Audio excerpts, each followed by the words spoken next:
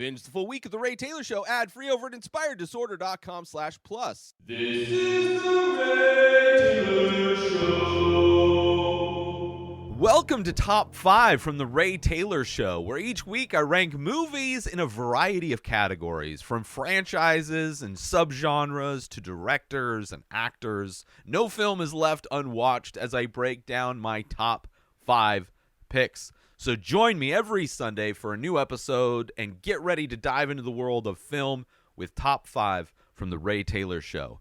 This episode, I am talking about ranking Pauly Shore movies. You know what I'm saying? Hey, what's up, buddy? Today's episode is going to be totally radical, dude, because I'm going to be ranking the top 5 movies that feature the Weasel, Pauly Shore. That's right, we're going to be taking a trip down memory lane and reliving all the best moments from his most iconic films. From Encino Man to Son-in-Law, I'm going to break down each one of my top picks and see which ones come out on top. So grab some popcorn, wheeze the juice, and let's get ready to rock and roll. This is Top 5 Pauly Shore movies, and we're going to get totally gnarly, dude. Starting off, obviously, I'm a huge fan of Pauly Shore from growing up. His movies were a very big part of my adolescence. Never really I didn't have MTV necessarily for a lot of my childhood, so wasn't really familiar with him on MTV as much as I was his comedies. Also, Pauly Shore, a very interesting person in general, somebody whose mom ran the Comedy Store in LA, as well as another comedy store in La Jolla, San Diego area. So this kid, not only growing up in Hollywood, but specifically growing up in a comedy club, specifically the Comedy Store, which, especially at the time in the 80s and 90s, was, I mean, even in more modern days, the Comedy Store is a very specific comedy club that has a very specific vibe, and maybe it's changed a little bit over the past few years with the mass exodus that a lot of comedians have kind of followed suit with going to Austin, Texas, that used to perform a lot regularly at the Comedy Store. But specifically in the 80s, the insanity that would happen, and you have this kid, this child, really being raised by some of the most degenerate, debaucherous people on the planet. So not necessarily surprising that that kind of upbringing would produce such a unique person that is Pauly Shore. But I was excited to get into these movies. Obviously, I did Brendan Fraser last week. I've been looking for a reason to get into and rewatch all of the Pauly Shore movies. It's been forever since I've seen most of these, as well as check out some new movies, not new, but other movies that he's been in that I haven't seen. Right? That's why I love doing these top 5s. Really gives me an excuse to fill in a lot of gaps that I have. And when it comes to Pauly Shore, there's a handful, but for the most part, I've seen most of his movies. So let's get into my top 5 favorite movies featuring Pauly Shore. Starting off with number 5, this is a movie that I watched for the first time in preparation for this episode in making this list. It is a movie that wasn't available anywhere, but then I searched on YouTube, and not only is it available on YouTube, there are multiple versions of this movie available on YouTube. There is a TV edit version, there is a theatrical version, and then there is something called a subterranean version. Which I started to watch and then realized that the theatrical version was actually widescreen instead of 4:3 and just overall better quality. So I ended up watching the theatrical version of this movie. This is an early movie from Pauly Shore from 1989. Number 5, my 5th favorite Pauly Shore film, Phantom of the Mall, Eric's Revenge. Phantom of the Mall, Eric's Revenge is a horror movie released in 1989, directed by Richard Freeman and starring Derek Rydell, Carrie Whitman, and Jonathan Goldsmith. Pauly Shore is a side character, not necessarily one of the leads, although he does show up throughout this movie, and it is early Pauly Shore. 1 year, so the idea of this movie: a man loses his home and suffers life-threatening burns from a fire deliberately set by commercial real estate developers vying for his property. 1 year later, a shopping mall opens on the land, and a series of murders begins. The current owners, employees, and shoppers become trapped in a battle for survival as they are stalked by the Phantom. The film received mixed reviews, as the majority of Pauly Shore movies usually are mixed to very poorly reviewed, with some praising its eerie atmosphere and effective scares, while others criticize the formulaic plot and lack of originality.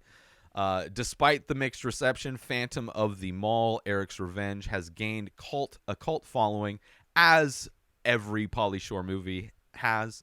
A cult following over the years among horror movie enthusiasts.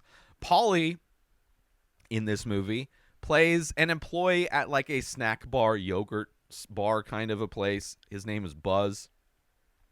He helps a reporter who's investigating these things that are happening at this mall. And it is a young Pauly Shore, as I mentioned, and hasn't gone full weasel yet in this movie. But you can tell you can see the wheeze underneath the surface. Like, you can tell his performance in this is like him kind of throttling back that energy. And clearly you can see where the Pauly Shore we all know and love came from. Definitely more of a side character, as I mentioned. This movie has some fun kills. It like a compactor kill. There's a snake in a toilet kill. There's an exhaust fan to the face kill. There's a forklift kill. There are body parts like eyeballs and ears and things that kind of get detached from humans, which there is a running gag of those body parts finding their way onto yogurt froyo toppings, which Pauly Shore works in the froyo shop. I like this movie. The reason why this movie is on the list is because it highlights a genre of films that Pauly Shore, I can't imagine he's in more than this horror film. Most of his movies are comedies, straight up comedies. So the fact that it's a horror film, the fact that it's a fun horror film, and also shows a kind of a different side of Pauly Shore in a way, kind of the more mellow Pauly Shore before he goes full weasel. And also a lot of the comedies that he came out with in the 90s in a lot of ways are very interchangeable. So I didn't want to have, even though I think maybe some of them are a little bit better than this one, I like the representation of his career that this movie has. So coming in at number 5 is Phantom of the Mall, Eric's Revenge, which you can find on YouTube, which is a legit copy. It's not like some bootleg copy, because there are multiple versions of it. As far as I know, it's legitimate. Anyway, moving on to my 4th favorite Pauly Shore movie. And this is an interesting movie as well, because this also highlights a different time in Pauly Shore's career, a more recent time in Pauly Shore's career, but still I felt was a lot of fun. Coming in at number 4 is the 2020 Netflix film, or at least it's available on Netflix, Guest House. This is also a comedy, the first comedy so far on this list, directed by Sam Macaroni, and stars Pauly Shore, Amy Tagarin, and Mike Castle. Amy Tagarin was the Taylor daughter from Friday Night Lights, right? A little bit older. Fun performances from all three of them. The idea of this movie is it follows an engaged couple, Sarah and Blake, who buy their dream home only to find out that it comes with an unwanted house guest, a party-loving, irresponsible tenant named Randy, obviously played by Pauly Shore, a much older Pauly Shore. But because it's a new it's kind of that same energy in some ways, not necessarily. Definitely, as Pauly's gotten older, the energy's a little bit different, but it seems like it's so much of what you would think the older Pauly Shore would be in a movie. Still degenerate, partier, just old. A lot more wrinkles, a lot more dilapidated. But I still really enjoyed this movie.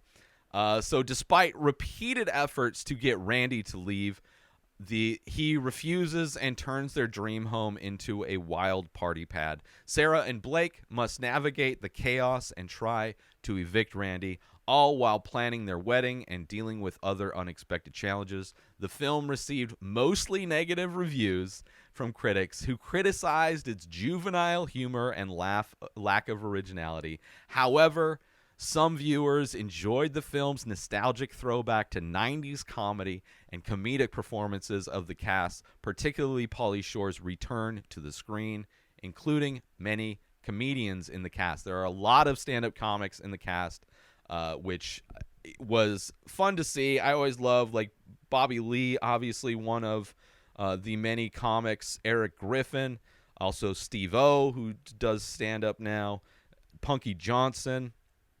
You have a fun performance from Billy Zane, playing Sarah's dad. You have a bunch of other. Chris Kattan has a small. It's so much fun. I really definitely is a juvenile movie. Obviously, this is not like some high concept or elevated comedy. This is, if you enjoyed Pauly Shore movies growing up, you might enjoy this movie. It definitely has that same vibe. Definitely a different idea because he is an older person dealing with these people. I like the movie. I thought it was a lot of fun. The ending is nice as well. So that is why it is here representing a more mature, as much as Pauly Shore could be mature, but representing, and I think I did a full review of this at one point when it came out a couple years ago. So if you want to look at my full review of Guest House, go check that out. I'd be curious to know what I thought about it. I doubt my opinions changed that much. It's still a fun movie. But number 4, Guest House.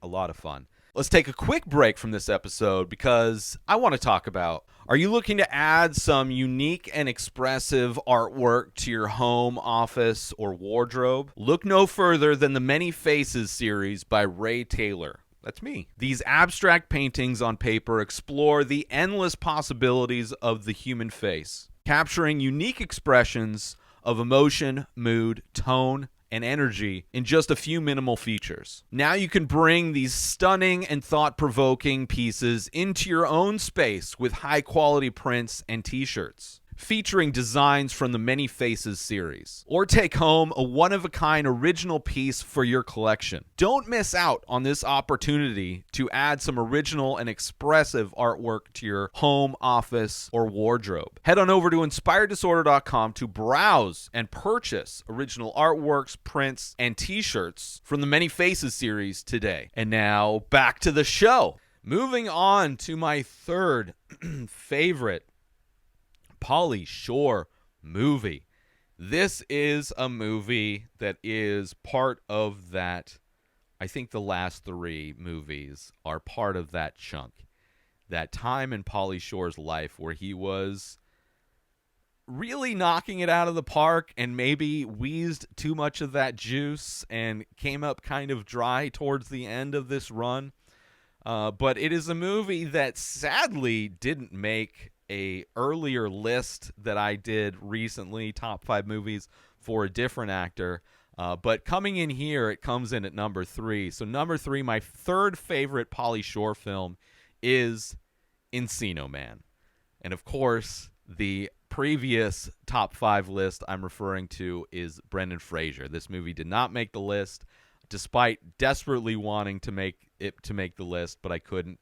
But it shows up here as my third favorite Pauly Shore movie. Encino Man, comedy, Came out in 1992, directed by Les Mayfield, starring Sean Astin, Brendan Fraser. I think it may have been Brendan Fraser's first role. I could be wrong. And Pauly Shore. The movie follows two high school students, Dave and Stoney, who accidentally uncover a frozen caveman in Dave's backyard in Encino, California. They thaw out the caveman named Link and teach him about the modern world. So, great fish out of water story. A lot of comedy, a lot of slapstick comedy as well, while also trying to pass him off as a foreign exchange student to impress their classmates.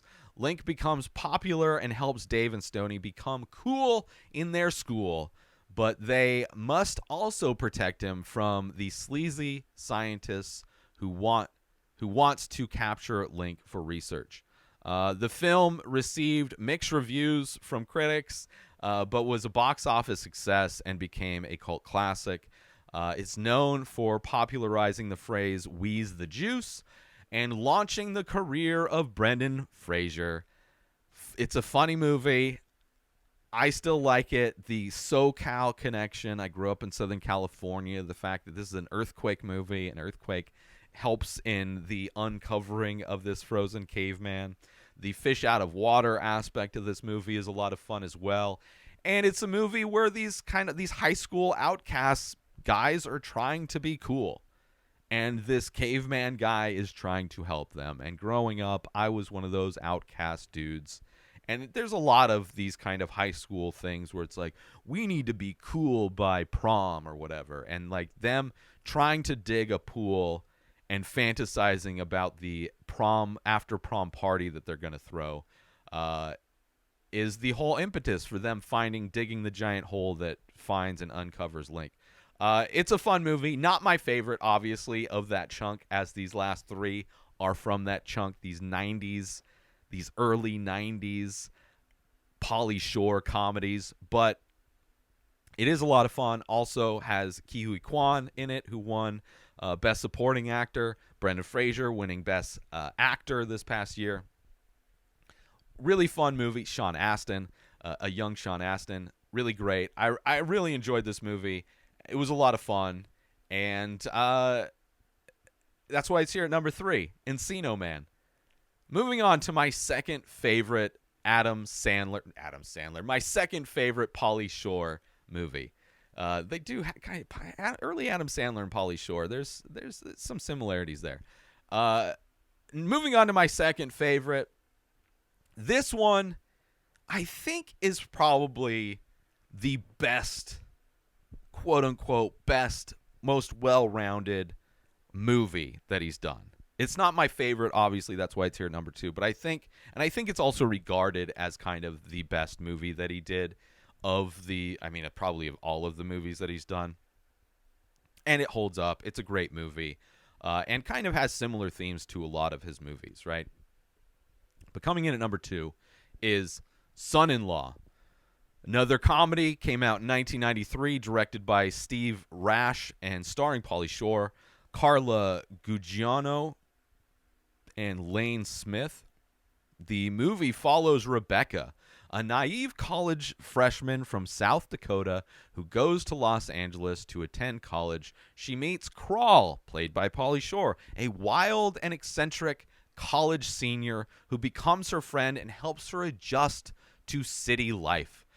When Thanksgiving break comes around, Rebecca invites Crawl to her family's farm in South Dakota, where he pretends to be her fiancé to help her avoid the advances of her former boyfriend.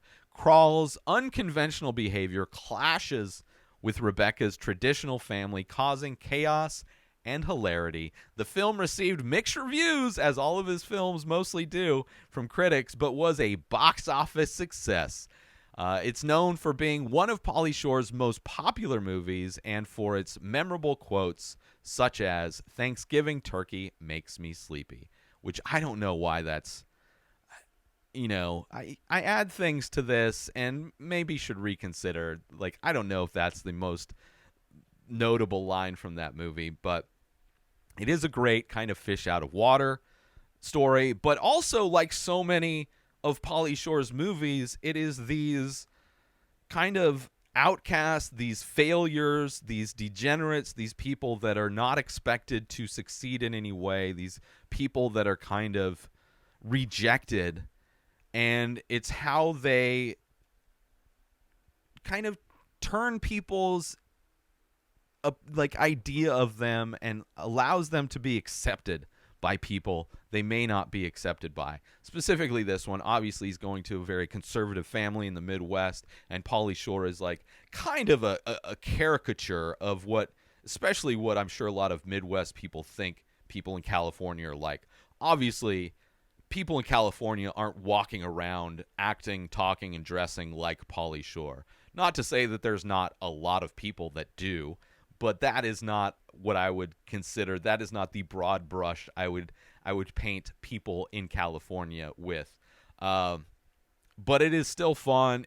Him going back, really trying to prove himself to her family. It is kind of a unconventional romantic comedy in a lot of ways, where they are friends, but in doing this charade, him pretending to be her fiance, there is a connection that ends up evolving. But just kind of a great, kind of a heartwarming movie about acceptance and how, being accepting of people who are different. Like, if any time in the world, it is so sad that in 2023, this is a poignant movie that people in the Midwest should watch, because there seems to be a massive fear from anybody that acts and lives in a different way that is a little bit weird. And Pauly Shore is a very weird guy, right? Anyway, I love this movie, but not my favorite Pauly Shore movie. But either way, it's coming in at number 2, Son-in-Law.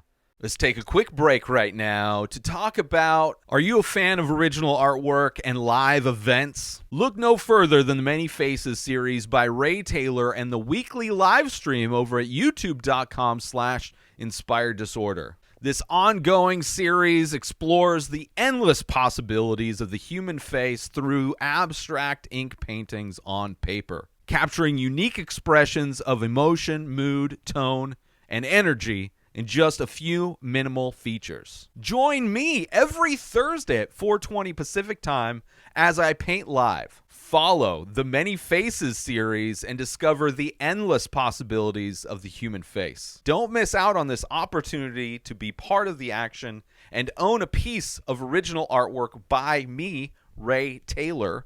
Head to youtube.com/Inspired Disorder every Thursday to catch the live stream, and visit inspireddisorder.com to browse and purchase the Many Faces artwork. And now, let's get back to the show. Moving on to my favorite Pauly Shore movie. This is a movie that I have watched. It's one of the movies I probably watched the most out of all movies. It's a movie that I fell in love with when I first saw it as a teenager. It is a movie that I've watched throughout my life. It got heavy rotation in my 20s. It is a movie that a lot of my friendships, we have a common love of this movie. It is a movie that when I play it, I know all of the lines to this movie. It is a movie that has probably the most and best catchphrases, but that's probably because I know so many of the catchphrases from this movie. But my favorite movie by far, this was easily my number 1, and it almost maybe got dethroned by Son-in-Law, but I couldn't. This is like pure, clear, and present. My number 1 favorite Pauly Shore movie, coming in number 1, is Biodome. I propose that we plant these seeds, and I know what you're thinking. Illegal. But the value of purple sticky punch goes way beyond just toking it. One of many great lines, right? Free the mahi-mahi, free the mahi-mahi, if you will. This is a movie, comedy, came out in 1996. I was a 15-year-old, possibly 16 when I rented this movie. I don't know how soon after this movie came out that I got hooked by this movie. This is a movie that I absolutely love the soundtrack to the movie. Despite it not really having any big named bands in the soundtrack, aside from, I think, Willie Nelson, it definitely encapsulates the vibe of 90s pop music that I was into, that alternative pop punk kind of a vibe. Absolutely loved it. This movie was directed by Jason Blum, starring obviously Pauly Shore, Stephen Baldwin. A lot of Pauly Shore movies, he has teamed up with a sidekick like Sean Astin in Encino Man, um, in teamed up with what's her face in Son-in-Law. Right, there's usually a character that he kind of bounces off of, and I think the pairing of him and Stephen Baldwin is the best. I think they so believable as best friends. Like they are so much the same energy. I mean, these are different flavors of the same type of wackiness. Stephen Baldwin bringing his most wacky to this, being his most Pauly Shore. It also has kind of the fashions I was into. Like this movie is so much represents me, my sense of humor, my sensibilities as a teenager growing up in the 90s. I love this movie. This movie follows two slacker friends, Bud and Doyle. God, I love Bud and Doyle, man. Who accidentally get locked inside a futuristic biodome, a self-sustaining ecological experiment. While inside the biodome they wreak havoc and cause chaos for the scientists conducting research. Bud and Doyle eventually realize the importance of the research and work with the scientists to save the experiment being shut down. This is an environmentalist movie. It is showing two dumbasses, Bud and Doyle, who destroy an ecosystem and then rally together. They change, they grow. There's an arc to their characters where they want to try and make the life in this biodome livable again. If there is not a movie more poignant, not only in Son-in-Law, when it comes to being prejudiced against people that you don't know in big cities, but this movie, as far as highlighting the importance of environmentalism, this movie is all about that and showing how these two guys who started off not giving a shit about environmentalism, only pretending to be into it because of their girlfriends, which, by the way, huge crush on their girlfriends growing up as well. So good. So good. So they, to prevent this experiment from being shut down, right? They build filters, building a filter, building a filter, building filter, playing Marco Polo in the rain simulator, the rain generator. So great. The film received overwhelmingly negative reviews from critics, but has gained a cult following over the years, as every Pauly Shore movie seems to do. It is known for its offbeat humor, wacky storyline, and for featuring music by alternative bands such as the Posies and the Lemonheads. One of my favorite soundtracks by far, as I said, like a soundtrack that I listen to all of the time. It is one of my favorite parts of the movie, aside from the movie itself, is the soundtrack is so much fun. It brings me back. It is a time machine bringing me back to a simpler time where, you know, it was okay for me as a teenager to be an idiot, right? And now I'm 42, and I understand that I had to grow up. But it's nice to dip back into seeing what I was like at those times, you know? And also, like Bud and Doyle, changing, evolving, right? Getting new information and changing my ideas, right? Very liberal-minded, these guys, right? When given new information, they change their opinions. And it's by far the movie I've seen the most out of all Pauly Shore movies. And also the setting of the movie. It takes place in Arizona, but it's a desert. Reminds me of the desert I grew up in. And movies that remind me of where I grew up, even though I didn't like growing up in the desert and don't like being back in the desert necessarily, it still has that kind of connection with me where I like seeing, it's like, oh, that's cool. You know, the desert sucks. And the desert scenes there are like, oh, it's brutal. Especially when they get banished to the desert side of the biodome. So much fun. By far my favorite Pauly Shore movie. By a mile. The best movie from Pauly Shore, I would say, is Son-in-Law, but Biodome is by far my favorite, my most entertaining film. Honorable mentions. The other movies that are part of that kind of chunk that are almost interchangeable with those 90s Pauly Shore movies are Jury Duty and In the Army Now. Jury Duty is probably the worst of them, where he's like kind of trailer trash, won't get a job, gets selected for jury duty, and tries to make it last longer because he sets up a deal with the hotel that they're staying at because they're being sequestered. Definitely a movie idea that came to fruition, inspired by the OJ trial. A high-profile trial where the jurors had to be sequestered and, sent away. And Pauly gets, like, the penthouse, and he's trying to extend the length of the trial in order to live in this penthouse instead of going back to the trailer park where he lives. Not very funny. It's okay, but it's the worst of the kind of that chunk of Pauly Shore movies. And the other one is In the Army Now, which I definitely liked a lot more. Not a big fan of the kind of military propaganda that it is, where it's like, oh, being in the Army's cool. Being Army Reserves is fun. Andy Dick is also probably the second best pairing with Pauly Shore. Him and Andy Dick in the Army Now is a great kind of pairing of comedians, and both very similarly kind of creepy dudes. But those are my two honorable mentions. There's a bunch of movies like Pauly Shore is Dead. I owned at one point. It's an interesting. The premise is that Pauly Shore dies, but it's him older, so nobody really cares. I didn't get a chance to rewatch it, but I knew it wasn't going to make the list. But those are the lists. Let me recap my list one more time, and we'll get out of here.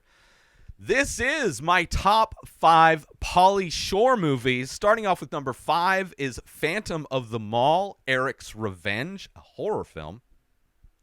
The rest are comedies. Number 4 is Guest House. Number 3 is Encino Man. Number 2 is Son-in-Law. And my all-time favorite Pauly Shore movie, hands down, is Biodome. I want to thank everybody for tuning in to Top 5 from The Ray Taylor Show. If there is a Pauly Shore movie that I did not mention that I should watch, please let me know, because there are definitely, it's kind of hard to find some of his movies because none of them got the shine that he got in that kind of period in the 90s. So kind of hard to track down some of them. But if there is one you think I should watch it, I will track it down and watch it. But I hope you enjoyed my thoughts and my ranking of this top 5 list of Pauly Shore movies. Let me know, again, how you would rank your favorite Pauly Shore movies. I would love to hear that. Are there any films I missed, as I mentioned before, that I should check out? Don't forget to tune in every Sunday for an all-new episode and join the conversation by leaving a comment or rating on your favorite podcast platform or over on youtube.com/inspireddisorder if you're watching these episodes. See you again next week for more Top 5. New episodes of The Ray Taylor Show come out every single day. Subscribe on YouTube and everywhere our podcasts are found. Binge the full week over at inspireddisorder.com/plus. Buy Ray Taylor Show merch over at inspireddisorder.com. Have a wonderful day, everybody. Peace out! Today is the day where you wake up and you realize that everything that you've been dreaming about, everything that you've been wanting, every goal and wish and hope that you've ever had can become real. Dreams can come true. What you manifest in your mind, you can bring to reality.